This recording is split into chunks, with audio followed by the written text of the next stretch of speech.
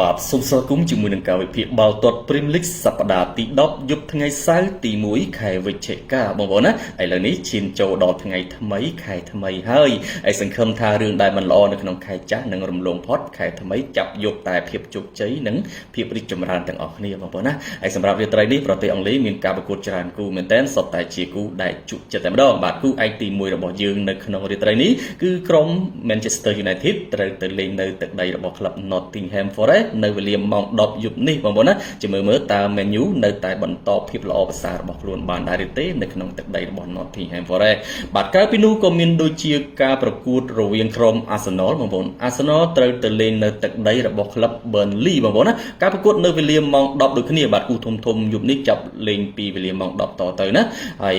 ការប្រកួតនៅវេលាម៉ោង 12:30 នោះក៏មានជំនួបគ្នាដ៏ធំដែររវាងក្លឹប Tottenham Hotspur ត្រូវបើកទ្វារស្វាគមន៍ក្រុមតោខៀវ Chelsea បងប្អូនណាចាំមើលតើ Spurs អាចទប់គ្នាជាមួយ Chelsea បានទេបាទព្រោះបច្ចុប្បន្ននេះបងប្អូនមើលឃើញថា Spurs កំពុងតែធ្លាក់ណាបងប្អូនខណៈពេលដែល Chelsea នេះក៏ជាក្រុមដែលខ្លាំងនៅក្នុង Premier League ផងដែរបាទការប្រកួតនៅវេលាម៉ោង 3 បាទជាជំនួបគ្នារវាងក្លឹបហុងក្រហម Liverpool ត្រូវបើកទ្វារ Anfield បាទស្វាគមន៍ក្រុម Aston Villa បាទ Liverpool នេះមិនដឹងជានិយាយថាម៉េចទេបងប្អូនហើយបាទអ្នកគ្រប់គ្រង Liverpool កំពុងតែក្រំគ្រាចិត្តជាទម្ងន់ជាពិសេសគឺខ្ញុំតែម្ដង7ប្រកួតចាញ់6 ដងទៅហើយបងប្អូនណាចាញ់6 ដងក្នុង7ប្រកួតហើយឈ្នះក្នុង UEFA Champions League ទេបើនៅក្នុង Premier League បាទ6ប្រកួតចាញ់ទាំងអស់បងប្អូនមិនថាពាន Cup មិនថាពាន League ទេមិនដឹងជាគិតអីទេបាទ Liverpool ចាំតិចទៀតយើងនឹងនិយាយណាបងប្អូនហើយក្រៅពីប្រទេសអង់គ្លេសក៏មានការប្រកួតនៅក្នុងប្រទេសអេស្ប៉ាញជាជំនួបគ្នាដ៏ធំហើយបាទនៅវេលាម៉ោង 3 រំលងអត្រារវាងក្លឹបបាទ Atletico Real Madrid ត្រូវបើកទ្វារ Bernabeu ស្វាគមន៍ក្រុម Valencia បងប្អូនណាហើយនៅក្នុងអាឡម៉ុងបាទអាឡម៉ុង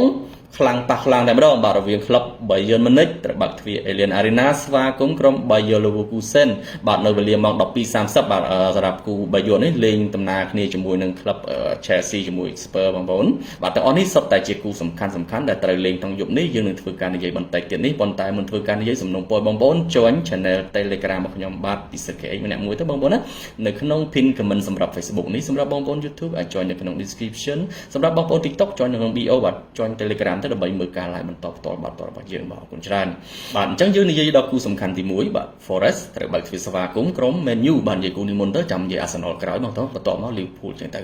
បាទបើនិយាយអំពី Forest ជាមួយ Man U នេះបាទ Nottingham Forest នេះបាទតាំងពីបណ្ដាញលោក Espirito បាទ Nuno Espirito Santos មកគឺចប់ហើយបាទលេងកើតទេបាទសម្បីតែដូរលោក Postecoglou មកក៏មិនអាចជួយវិញដែរហើយបណ្ដាញចិត្តដូរគ្រូថ្មីចូលទៀតមិនដឹងជាយ៉ាងណាយ៉ាងណីទេបាទ Nottingham Forest រដូវកាលមុនខ្លាំងណាបងប្អូនបាទរដូវកាលមុនហើយ Man U នេះ3ប្រកួតនេះគេធ្វើបានល្អមែនទែនណាបងឈ្នះទាំង3តែម្ដងជាពិសេសបំបាក់ទៅលើក្រុម Liverpool យ៉ាងចាស់ដៃអញនិយាយថាចាស់ដៃហើយព្រោះលេងបំបាក់ Liverpool ក្នុង Anfield បងប្អូនណាមិនធម្មតាទេបាទ 2-1 ឥឡូវយើងត្រឡប់មកនិយាយអំពីប្រវត្តិរវាង Forest ជាមួយនឹង Man U នេះវិញបងប្អូនប៉ះគ្នា10លើកចុងក្រោយបើនិយាយពី10លើកចុងក្រោយគឺ Man U ឈ្នះចំនួន7 ដងបាទ Nottingham Forest ឈ្នះតែ3លើកទេហើយអត់ដែលស្មើគ្នាទេណា Man U ឈ្នះ7 Nottingham Forest ឈ្នះ3អត់ដែលស្មើគ្នាទេបាទជាស្រ័យបាននិយាយអំពីការប៉ះគ្នានៅរដូវកាលមុនបាទទាំងពីរជើងណាមិនថាក្នុងដី Man U មិនថាក្នុងដី Nottingham Forest ទេគឺ Nottingham Forest ឈ្នះទាំងពីរជើងតែម្ដងក្នុងដី Man U ស៊ី3-2ក្នុងដី Nottingham Forest ស៊ី1-0ប៉ុន្តែរដូវកាលមុនបងប្អូនដឹងហើយថា Nottingham Forest ខ្លាំងណាប៉ុន្តែរដូវកាលនេះ Nottingham Forest ធ្លាក់វិញ Man U ឡើងម្ដងអញ្ចឹងមួយកំពុងតែឡើងមួយកំពុងតែចុះវិញបាទបដូរគ្នាឲ្យក្រុមទាំងពីរណាបងប្អូន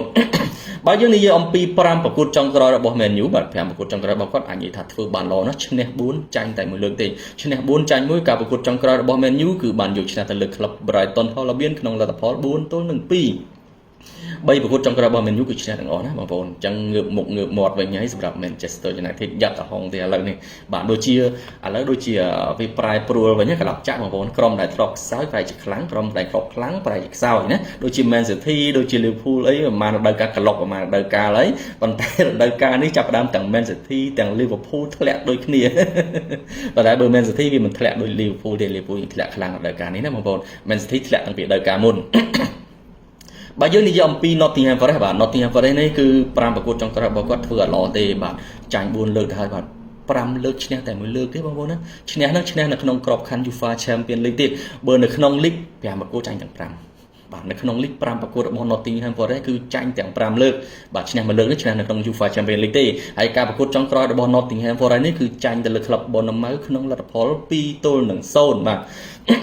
បាទ Man U បច្ចុប្បន្នគេឈរលេខរៀងទី6ណាគឺជាបេក្ខភាពប្រជែងពានដែរណាវាខុសគ្នាជាមួយនឹង Arsenal នោះតែ6ពិន្ទុទេណាបងប្អូន15 16មើល16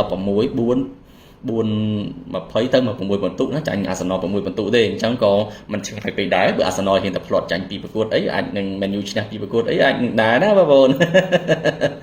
ហើយសម្រាប់ Nottingham Forest នោះលេខរៀងទី18បងប្អូនបើចាញ់រហូតបាទលេខរៀងទី18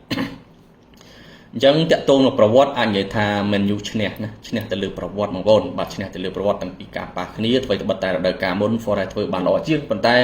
បាទ Forest រដូវកាលនេះចប់ហើយបងប្អូនណា Forest រដូវកាលនេះគឺចប់ហើយ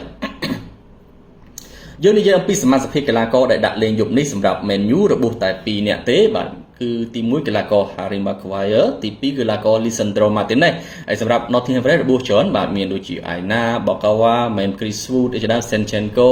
ណាបងប្អូនហើយសម្រាប់យប់នេះ Man U អត់ប្រើទម្រង់អដាលហ្នឹងគឺ 3-4-3 នឹងឯងសម្រាប់ខាងក្រុម Nottingham Forest 4-2-3-1 អ្នកចាំទីរបស់ Man U គឺកីឡាករ Sine Laman បាទ Sine Laman នេះគឺមិនដឹងថាយ៉ាងម៉េចទេគាត់ថាគូសមណាមិនខ្លាំងពេកក៏មិនសើចពេកអាចប្រើបានបាទនិយាយអំពីខ្សែការពារយប់នេះដាក់ Luke Shaw ខ្សែការពារខាងសកដាលគឺកីឡាករ Martinelli ខាងស្ដាំ Leniro សម្រាប់តំបន់បម្រើមាន Diego Dalot បាទ Bruno Fernandes Casemiro ខាងស្ដាំគឺ Amad Diallo ហើយសម្រាប់តំបន់បម្រើប្រយុទ្ធមាន Matteo Cunha ខាងស្ដាំគឺកីឡាករបាទ Brian Mbeumo សម្រាប់ខ្សែប្រយុទ្ធគឺកីឡាករ Benjamin Sesko ណាបងប្អូនអូខេខាង Nottingham Forest មាន Giveaway បាទមានដូចជាកីឡាករ Igor Jesus Hudson Odoi ខ្ញុំនិយាយទៅកីឡាករសំខាន់របស់ខ្ញុំនិយាយទៅកីឡាករសំខាន់ហ្នឹងបងប្អូនណាមានដូចជា Giveaway បាទ Igor Jesus Hudson Odoi មានដូចជាកីឡាករបាទ Dan Ndoye បាទ Dan Ndoye បាក់ហៅឈ្មោះគាត់ដែរណាអានឹងគឺជាកីឡាករដែលជាឈុតជួមុខរបស់ក្លឹប Nottingham Forest ហើយបាទដែលជាកីឡាករមុតស្រួចណាប៉ុន្តែយ៉ាងណាមិនដឹងជាមិនទេបងប្អូនណាដោយការនេះពួកគាត់នេះដូចលេងដូចជាធ្លាក់តម្រង់តែម្ដងមិនមែនធ្លាក់តម្រង់ទេខ្ញុំគិតថាកីឡាករលាក់ធ្លាក់តម្រង់ទេ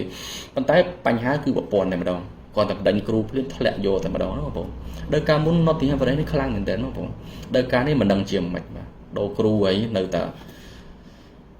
មិនមែនដូរគ្រូទៅវាល្អដូរគ្រូទៅវាទៅជាអាក្រក់វិញបងប្អូនបាទដឹកនាំដោយលោកសៀន DJ បាទសៀន DJ អញ្ចឹងបើយើងនិយាយអំពីធនធានកីឡាករក៏ Man U ឈ្នះដែរបងប្អូនណាបាទប្រវត្តិ Man U ឈ្នះ1បាទតាក់ទងធនធានកីឡាករក៏ Man U ឈ្នះ2ដែរហើយបើនិយាយពីប្រព័ន្ធលេងវិញបច្ចុប្បន្ននេះអាចនិយាយថា Nottingham Forest មិនអាចតដៃទេបើយើងមើលតាមលទ្ធភាពគឺ Nottingham Forest មិនអាចតដៃមួយ Man U មែនខ្ញុំមិនមែននិយាយទៅសើលើកជើង Man U ទេបងប្អូនណាអ្វីដែលមើលឃើញថាល្អមើលឃើញថាមិនល្អប៉ុន្តែបើ3ប្រកួតហ្នឹងមើលឃើញថាទម្រង់គាត់លេងល្អមែនឲ្យយើងនិយាយថាគាត់អាក្រក់មិនកើតទៅអត់អញ្ចឹងយើងវាបត់បែនតាមស្ថានភាពព្រោះក្រុមវាមិនមែនចេះតែនៅខ្លាំងរហូតខ្សោយរហូតទេវាម្ដងខ្លាំងម្ដងខ្សោយពីខ្លះគេក៏ល្អយូរចឹងទៅណាអញ្ចឹងសម្រាប់ Man U គាត់ធ្វើបានល្អយើងត្រូវតែសរសើរបាទមើលគាត់ធ្វើបានល្អមែនសម្បីតែកឡូ Liverpool លេងមិនឈ្នះ Man U នៅក្នុងដីព្រោះយើងនិយាយថាមិនហើយ Brighton ក៏ជាជើងខ្លាំងមួយដែរបងប្អូនឃើញបាទលៀនឈ្នះ Man U ទេអញ្ចឹងខ្ញុំមិនដឹងថាយ៉ាងម៉េចទេខ្លាចតែគាត់ថ្លាក់ថ្លើតទេ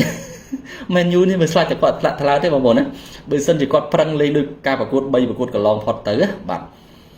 អញ្ចឹងក្រុមល្មមក៏ពិបាកទប់ជាមួយគាត់ដែរហើយយប់នេះខ្ញុំគិតថាបើសិនជាគាត់ប្រឹងលេងណាបើសិនជា Man U ប្រឹង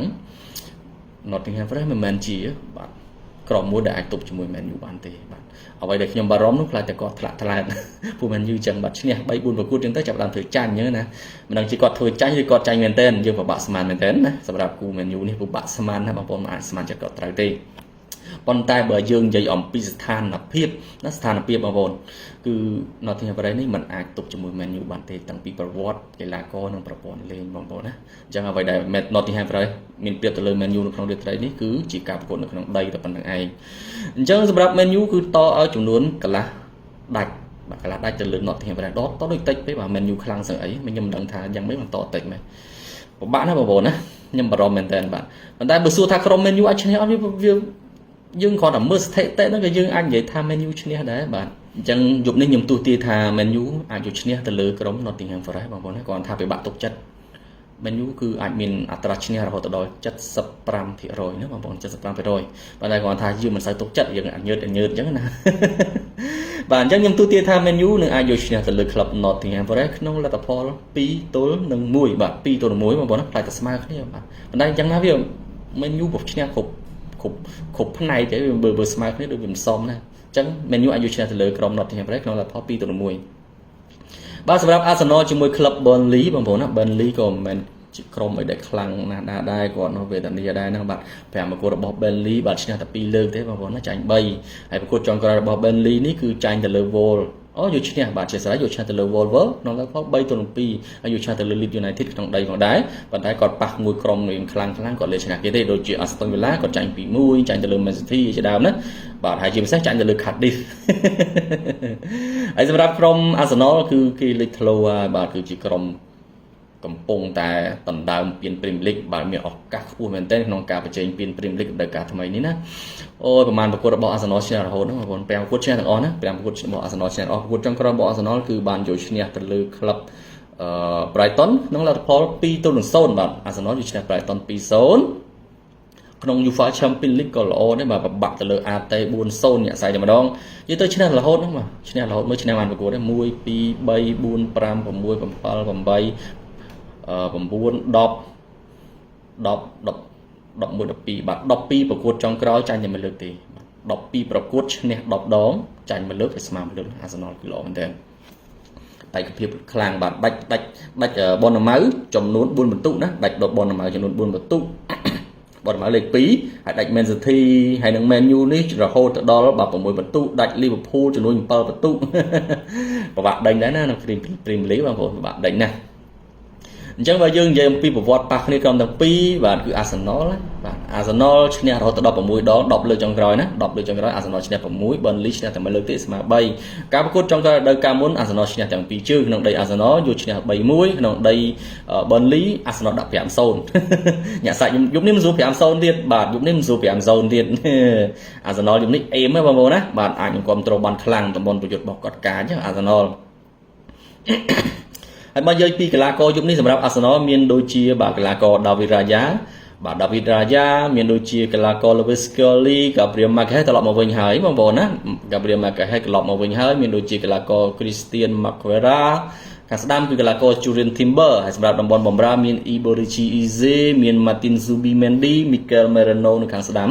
តំបន់ប្រយុទ្ធមាន3នាក់មានដូចជាបាទ Trossard នៅខាងឆ្វេង Victor Gyökeres នៅកណ្ដាលខាងស្ដាំគឺកីឡាករ Bukayo Saka ណា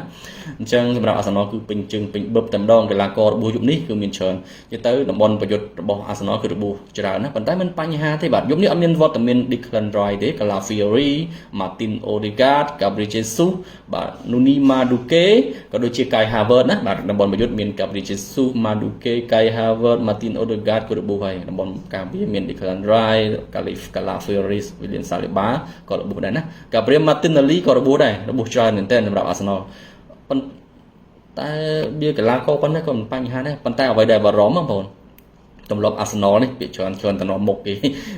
នៅដើមរដូវកាលបាទពាក់កណ្ដាលរដូវកាលចុងរដូវកាលហ្នឹងបែរជាឲ្យពៀនគេវិញណាពួកកីឡាកររបស់គាត់ចាប់ដើមរបួសច្រើនទៅខ្ញុំមិនដឹងថាម៉េចទេយប់នេះវាតែរបួសយកករ៉េសភាសាការឬក៏ easy ទេវាកាត់ជាបញ្ហាបាទកាន់តែជាបញ្ហាសម្រាប់ Arsenal បងប្អូនមិនដឹងវាសួរថាយប់នេះឈ្នះអត់ឈ្នះ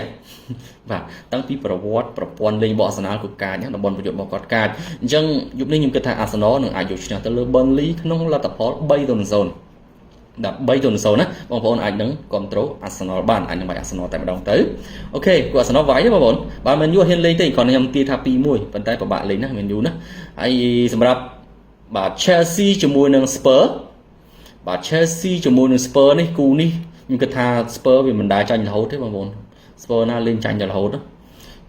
ប្រកួតចុងក្រោយចាញ់ Newcastle បងប្អូនណាប៉ុន្តែគាត់មានឈ្នះចាញ់ហើយទេវាមិនមែនថាចាញ់រហូតទេគាត់ឈ្នះចាញ់ស្មើវាអត់មានភាពប្រកបនិយមសម្រាប់ Spurs បងប្អូនដូចគេឈ្នះ 3-4 ប្រកួតចឹងទៅគេចាញ់មួយប្រកួតចឹងទៅយើងថាវាលំនឹងបងប្អូន và tại sập Spurs ní màประกวดชนะมาประกวดចាញ់มาประกวดชนะมาประกวดចាញ់មិនថាប៉ះក្រុមខ្សោយខ្លាំងទេតបរបស់គាត់ឈ្នះមួយចាញ់មួយឈ្នះមួយចាញ់មួយមិនដឹងជាគិតអីបងប្អូនណាអញ្ចឹងប្រកួតចុងក្រោយរបស់ Spurs គឺបានយកឈ្នះទៅបានចាញ់ Newcastle 2-0 គឺពិបាកដែរហើយយកឈ្នះ Everton ស្មើជាមួយ Monaco បើនិយាយអំពី Chelsea គឺជាក្រុមកំពុងតែឡើងជើងមួយដែរណាបងប្អូនបាទ5ប្រកួតចុងក្រោយរបស់ Chelsea ចាញ់តែមួយលើកទេបាទប្រកួតចុងក្រោយគឺយកឈ្នះទៅលើ Wolves 4-3 កាត់ក្រហមនៅតែអាចយកឈ្នះទៅលើ Wolves 4-3 ទៀតណាសម្រាប់ Chelsea ហើយបើនិយាយអំពី5ប្រកួតចុងក្រោយរបស់ Chelsea ជាមួយនឹងក្រុម Spurs នេះបាទគឺ Chelsea ឈ្នះរហូតដល់8ដងទៅហើយណា Chelsea ឈ្នះរហូតដល់8ដង Spurs ឈ្នះតែមួយលើកទេស្មើមួយលើកការប្រកួតចុងក្រោយដល់ការមុន Chelsea យកឈ្នះទៅលើ Spurs នេះទាំងពីរជើងតែម្ដងបាទនៅក្នុងដី Spurs ស៊ី 3-4 នៅក្នុងដី Chelsea ស៊ី1-0 ណាអញ្ចឹងពាក្យច្រើននៅក្នុងដី Spurs បងប្អូនអាចមើលប្រវត្តិណានៅក្នុងដី Spurs ពាក្យច្រើន Spurs តែងតែមានគ្រាប់ជាមួយនឹង Chelsea ហើយតែងតែមានគ្រាប់ច្រើនទៀតឲ្យតែក្នុងដី Spurs ណាអញ្ចឹងនៅក្នុងរាត្រីនេះខ្ញុំគិតថាបាល់នេះអាចនឹងមានគ្រាប់ច្រើនទៀតប៉ុន្តែបើសិនថាក្រុមណាមានអត្រាឈ្នះគឺ Chelsea ហើយបាទ Chelsea គេមានអត្រាឈ្នះជាងហើយពូ Spurs ផ្លាក់ផ្លែកសម្រាប់ Chelsea គេមានលំនឹងជាងបាទគេលេងនឹងថឹងជាងគេយល់ថាគេ5ប្រកួតគេឈ្នះ4អញ្ចឹងទៅចាញ់តែមួយលើកអញ្ចឹងទៅហ្នឹងវាថា simple វាធម្មតាវាអត់មានអីគួរឲ្យកត់សម្គាល់មកដែរ Spurs នេះមកប្រកួតឈ្នះមកប្រកួតចាញ់មកប្រកួតឈ្នះមកប្រកួតចាញ់ចឹងប៉ុន្តែយ៉ាងណាក៏ដោយខ្ញុំនៅតែគិតថា Spurs អាចតដៃយុគនេះបានបងប្អូនហើយសម្រាប់កីឡាករយុគនេះលេងគ្នាដាក់ពេញជើងបាទសម្រាប់ Chelsea មាន Robert Sanchez Marco Correa បាទ Achimpong Trevor Chalobah Marcos Gusto បាទសម្រាប់តំបន់បម្រើមានបាទ Enzo Fernandez Reece James តំបន់បម្រើប្រយុទ្ធមាន Alejandro Garnacho មាន Santos Pedro Neto សម្រាប់ខ្សែប្រយុទ្ធទល់គឺកីឡាករ Joao Pedro ណាអញ្ចឹងពេញជើងទេ Spurs គេមានដូចជាបាទMohamed Kudus មាន Xavi Simons បាទ Brennan Johnson Palhinha បាទ Bentancur ជាដើមណាហើយខ្សែប្រយុទ្ធរបស់គេគឺកីឡាករបាទចៃជើង Kolo Muani បាទ Kolo Muani អ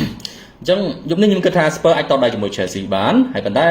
ក្រុមដែលអាចឈ្នះនៅក្នុងរាត្រីនេះគឺ Chelsea សម្រាប់គូនេះខ្ញុំគិតថាបាល់នេះអាចនឹងលទ្ធផល3-1បាទ3-1 Chelsea ជាអ្នកឈ្នះបងប្អូនណា Chelsea ជាអ្នកឈ្នះប៉ុន្តែបើសម្រាប់បងប្អូនវិនិយោគខ្ញុំគិតថាលេង over បាទ over 2-3គូនេះគឺល្អបាទ over 2-3ណាអូខេហើយសម្រាប់ Liverpool ជាមួយ Aston Villa គូនេះពិបាកណាស់បងប្អូនចាញ់ Aston ណាបាទ Liverpool ចាញ់រហូតខ្ញុំមិនដឹងត្រូវនិយាយមិនជាមួយ Liverpool បងប្អូនណាបាក់វិភាគអត់កើតអញ្ចឹងកីឡាករគាត់ដាក់ពេញជើងធម្មតាទេមាន Hugo Ekitike Mohamed Salah Florian Wirtz Cody Gakpo Dominic Szoboszlai Gravenberch ត្រឡប់មកវិញហើយបាទ Gravenberch យប់នេះមានវត្តមានលេងហើយបាទបន្ទាប់ពីជីពីរបួសខាងស្ដាំគឺមានដូចជាកីឡាករ Conor Bradley ខ្សែការពារណាហើយ Konate Van Dijk ខាងឆ្វេងគឺបាទ Andrew Robertson អញ្ចឹងកីឡាករគឺពេញជើងធម្មតាធ្វើរងលេងមិនកើតបងមុំកូនគិតមិនខ្ញុំមិនដឹងថាមានបញ្ហាខ្ញុំធ្លាប់និយាយថាមានបញ្ហាបងប្អូនពាក្យច្រើនក៏ដឹងដែរថាបញ្ហារឿងផ្ទៃក្នុងចំនួនផ្ទៃក្នុងណាបញ្ហាកីឡាករនិងកីឡាករអត់សប្បាយចិត្តគ្នារវាងកីឡាករចំណូលថ្មីនិងកីឡាករចាស់ណាអត់ត្រូវគ្នាប៉ុន្តែយើងមិនដឹងថាពេលណាបានពួកគាត់ត្រូវគ្នាវិញទេអានេះជាបញ្ហាប៉ាសាឡាគាត់មិនសូវជាសប្បាយចិត្តជាមួយនឹងកីឡាករថ្មីដូចជាAlexander Isak Florian Wirtz ណាយុគគិតិអីហ្នឹងទេគាត់សប្បាយចិត្តទេក្នុងការលេងខ្ញុំមិនដឹងថាម៉េចដែរដល់ពេលអញ្ចឹងទៅវាធ្វើឲ្យប្រព័ន្ធលេងវាវាមានបញ្ហាណាបងប្អូនអញ្ចឹង Liverpool មិនមែនតាក់ទងនឹងគ្រូទេវាតាក់ទងនឹងកីឡាករតែម្ដងបងប្អូនអញ្ចឹងយប់នេះ Liverpool ហ៊ានតឲ្យ Aston មួយគ្រាប់ទៀតណាពិបាកគូលេតកើតទេបងប្អូនសម្បីតែខ្ញុំជា fan របស់ Liverpool ក៏ខ្ញុំមិនហ៊ានលេងដែរសម្រាប់គូ Liverpool នេះខ្ញុំទូទីថាស្មើគ្នាណាបងប្អូនបាទទូទីថាក្រុមទាំងពីរនេះគឺស្មើគ្នាបើនិយាយពីប្រវត្តិ Liverpool ឈ្នះហើយបាទអញ្ចឹងខ្ញុំមិនរាយរាប់ពីប្រវត្តិទេប្រវត្តិគឺ Liverpool ឈ្នះហើយបងប្អូនណាបើនិយាយពីធនធានកីឡាករមិនបាច់និយាយទេ Liverpool កីឡាករបោកចូលគ្នាមិនបាច់និយាយទេបាទ Aston Villa នេះបាទ3ដងបាទស្មើនឹងកីឡាកររបស់ Liverpool មួយណាតើ3ដង3ឈុតបានស្មើនឹងឈុតរបស់ Liverpool ពូថ្លៃបងប្អូនហ្នឹងឲ្យសិតតែ100លានជាងកីឡាកររបស់ Liverpool ហើយកីឡាករ Aston Villa 20លាន30លានហ្នឹង20លាន30លានអញ្ចឹងវាមិនកម្រិត Liverpool ទេប៉ុន្តែបើវិញនិយាយទៅទម្រង់ចប់អញ្ចឹង Liverpool នេះខ្ញុំទូទីថាអាចលទ្ធផល1-1បើសិនជា Liverpool អាចយកឈ្នះយើងច្រើន 2-1 នឹងឯងបងប្អូន Liverpool អាចយកឈ្នះ 2-1 ប៉ុន្តែយ៉ាងណាក៏ដោយខ្ញុំជា fan ខ្ញុំនៅតែមានទំនុកចិត្តទៅលើ Liverpool ដោយសារតែអារម្មណ៍ជា fan បងប្អូនណាបាទតែបើនិយាយអំពីផ្លូវកណ្ដាល គឺ Liverpool ក៏បាក់ក្នុងការយកឈ្នះទៅលើ Aston ណាប៉ុន្តែបើអារម្មណ៍ជា fan ខ្ញុំគិតថា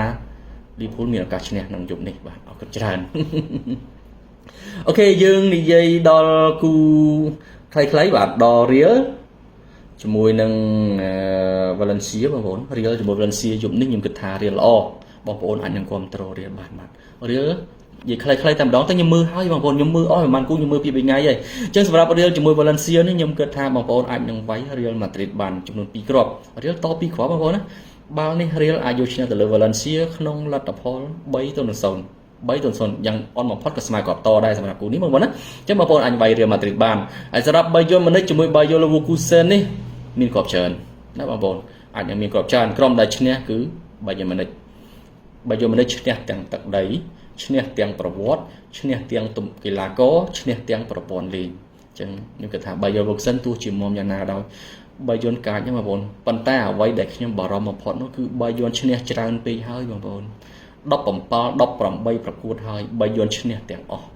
បាទ17 18ប្រកួតហើយ Bayern ឈ្នះទាំងអស់អត់ដែលស្មើអត់ដែលចាញ់អញ្ចឹងខ្ញុំខ្លាចតែគាត់ស្ដៅម្ដងមិនដែលណាឈ្នះរហូតអញ្ចឹងយប់នេះអញឈ្នះទៀតបាទប៉ុន្តែថា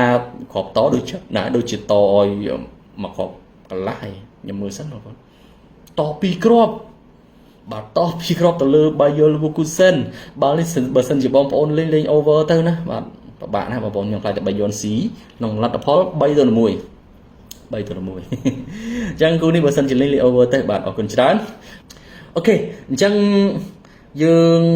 សរុបលទ្ធផលតែម្ដងទៅឲ្យជាតម្រុយបាល់3គូសម្រាប់យប់នេះបងប្អូនណាតម្រុយបាល់3គូសម្រាប់យប់ថ្ងៃសៅរ៍ទី1ខែវិច្ឆិកាខែថ្មីគូទី1វាយ Monaco ខ្ញុំគិតថា Monaco នឹងល្អយប់នេះបងប្អូនណាវាយ Monaco តែម្ដងទៅបាទ Monaco តកន្លះដាច់បាទគូទី2វាយ Arsenal បាទ Arsenal យប់នេះល្អខ្ញុំគិតថាអញនឹងគ្រប់គ្រង Arsenal បាន1កន្លះទេបាទទៅលើ Burnley បាទគូទី3គឺវាយ Real Madrid ដក2បងប្អូនណាវាយ Real Madrid ដក2តែម្ដងទៅបាទវាយ Real ដក2គូទី1វាយ Monaco បាទកន្លះបូក1គូទី2វាយ Arsenal 1កន្លះដាច់គូទី3គឺវាយ Real Madrid បងប្អូនណាបាទ3គូសម្រាប់យប់នេះសម្រាប់គូ Man U ខ្ញុំធៀបពិតទៅ